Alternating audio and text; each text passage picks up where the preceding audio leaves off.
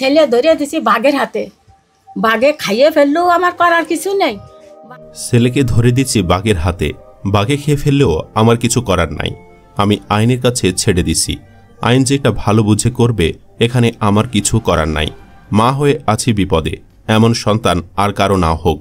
মা হয়ে বলতেছি, আমি আমার ছেলেকে লুকায় রাখিনি, ধরাই দিছি সাথে সাথে। আমি অনেক কষ্টে বড় করেছিলাম, ভেবেছিলাম আমারে খাওয়াবে পড়াবে, কিন্তু ছেলে হলো উল্টো। আমার তো আর কেউই নেই। এর আগেও এমন এক ঘটনা ঘটিয়েছিল, আমি পিঠ পেতে নিয়েছিলাম।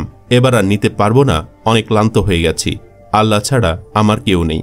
একজন মা হয়ে অনেক কষ্টে কথাগুলো বলেছে। মা কি করবে? 30 থেকে 35 বছর আগে বিধবা হয়েছে, তার দুঃখ কষ্ট সহ্য হচ্ছে না। হে আল্লাহ, আপনি ও মুরব্বী মহিলাকে হেফাজত করুন, ধৈর্য ধারণ করতে সাহায্য করুন। এদিকে মাগুরায় আদালতে স্বীকারোক্তিমূলক জবানবন্দি দিয়েছে আসিয়া ধর্ষণ ও হত্যা মামলার প্রধান আসামি হিটু শেখ।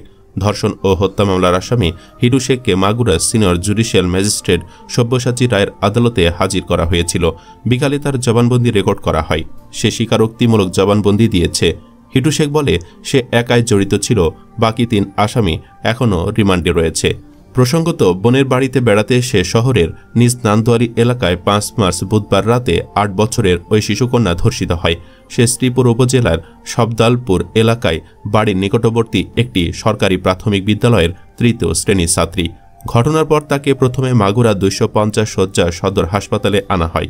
পরে অবস্থার অবনতি হওয়ায় ফরিদপুর মেডিকেল কলেজ হাসপাতালে পাঠানো হয়। পরে পাঠানো হয় ঢাকায়। ঢাকার সম্মিলিত সামরিক হাসপাতালে সে মারা যায়।